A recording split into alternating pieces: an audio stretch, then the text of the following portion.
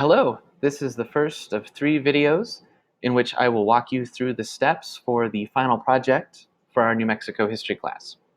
3 videos because there are 3 parts to the project itself. The last part will require you to use Adobe Spark or some other digital platform of your choosing. I'll give you that option if you're interested. These first 2 steps, though, are things that you can complete just with a Word document and submitting them on Blackboard. So I've written a description in the final project instructions of kind of what we're doing with this project. We're doing this project rather than a final exam. So this project will require you to showcase your historical thinking skills. So historical thinking is something we talk about in Unit 1, and really thinking about how history is created, how narratives are created, and the different things that we need to take into account as we read through historical sources in order to read them critically. So I'm going to scroll down a little bit here. You can see as you open the document yourself the due dates for each of these parts. In this video, I'm going to talk to you about number 1, the topic and research question. And as you read here, I've left this wide open for you. You can choose any topic that has anything to do with New Mexico history. Please try to find something that would meet your interests. So for example, if you're really interested in film, you could do the history of film production in New Mexico. If you're really interested in culinary arts, you could do the history of culinary, I'm trying to think, you could take a lot of different angles with culinary history in New Mexico. So again, just a couple examples. The sky's the limit. You will be proposing what your topic is in this first part. So you'll write a short paragraph in which you state what the topic is, briefly state why you're interested in that, and then you're going to state your research question. I suggest not having more than 2 or 3 research questions and having one central research question that you focus on.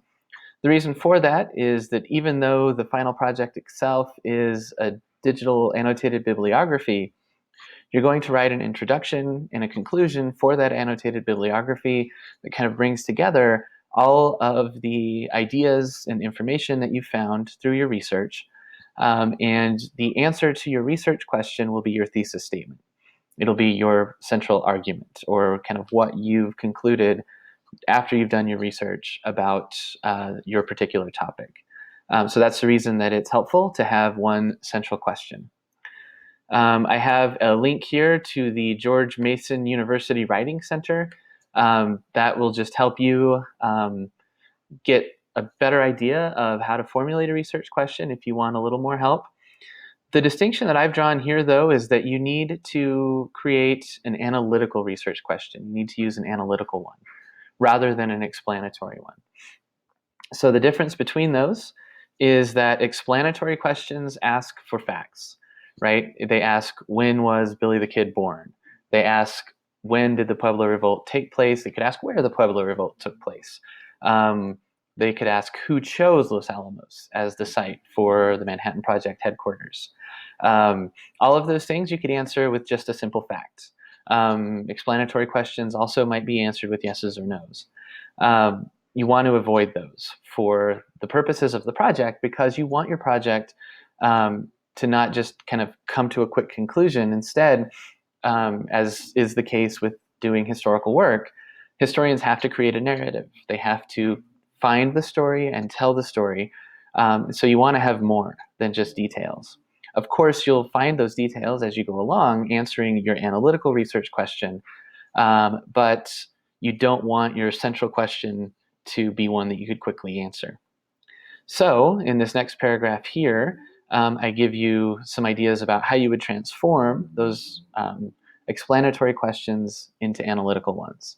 So for example, in what ways did Billy the Kid present an obstacle to New Mexico's statehood?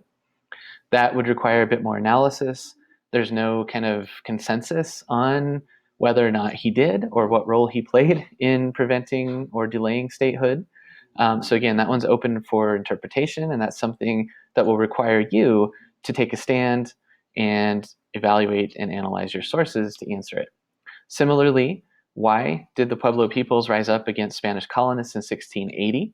This one has two parts. And what was the most lasting outcome of the Pueblo Revolt? So you can kind of go that route if you have a couple of things that you're really interested in. That's a way to have both in a single question. Or why did the leaders of the Manhattan Project choose Los Alamos as their base of operations? So again, you'll see that these analytical questions use why, they use how. I used in what ways with the first one. But there are things, again, that require you to come up with justification for what your answer is, an explanation using evidence from your sources to show and explain why you've come to the conclusions that you have. So that's an analytical question. Hopefully that's helpful. Again, you could read through that and get some of that, but I just wanted to provide some commentary for you if you had any questions. And as with everything else in the class, if you have questions about coming up with a topic, you're not quite sure what topic you want, because I've left it so wide open, please email me, and I'm happy to help you brainstorm a topic. I won't just give you a topic, but instead, please just let me know some things that you're interested in so that I can direct you toward a topic that you'll hopefully enjoy researching and learning more about as a way of applying the skills that we're learning in class.